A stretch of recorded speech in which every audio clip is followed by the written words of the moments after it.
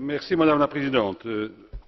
Au terme de cette discussion, je tiens d'abord à remercier tous mes collègues qui se sont exprimés sur mon rapport et sur les relations UE ACP au plan parlementaire. Deuxièmement, je crois pouvoir constater qu'il y a un accord sur plusieurs points qui me paraissent quand même être d'une importance assez politique.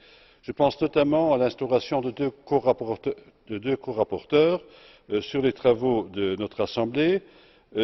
En outre, je crois qu'il y a pratiquement consensus sur tous les bancs d'engager dès à présent la réflexion sur l'avenir de nos relations UE ACP. Il n'est pas trop tôt pour commencer. Si nous faisons un compte à rebours, ces négociations prennent quand même plusieurs années.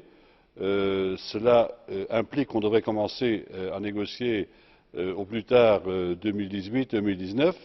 Cela présuppose qu'on ait au préalable défini les grandes orientations du Parlement européen en la matière, bien entendu en étroite collaboration avec la Commission et aussi avec le Conseil. Je concède, avec le Conseil c'est plus difficile parce que le Conseil n'est jamais présent dans nos réunions, pratiquement ni dans les réunions ACP UE, ni dans la Commission de développement où pourtant il a droit à s'exprimer. C'est bien dommage, c'est une occasion ratée. Troisièmement, des relations plus étroites entre les 78 États membres ACP et les 28 États membres de l'Union européenne constituent, et M. Noyes l'a souligné il y a quelques instants, une opportunité largement inexploitée.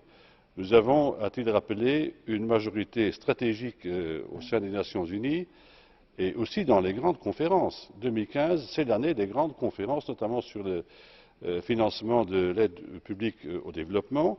Je crois que c'est une occasion à saisir.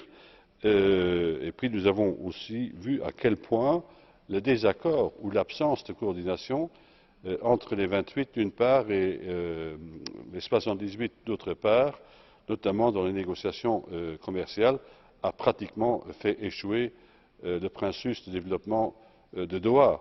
C'est bien dommage. C'est la raison pour laquelle je vous invite à vous pencher davantage sur la mobilisation politique. Et dernière remarque, permettez-moi d'insister là-dessus. Je crois pouvoir le dire aussi au nom de tous mes collègues. Cette coopération au sein de l'Assemblée UE ACP est un vrai chantier de la démocratisation de tous nos pays d'abord et aussi des relations qui nous unissent. Merci de votre attention.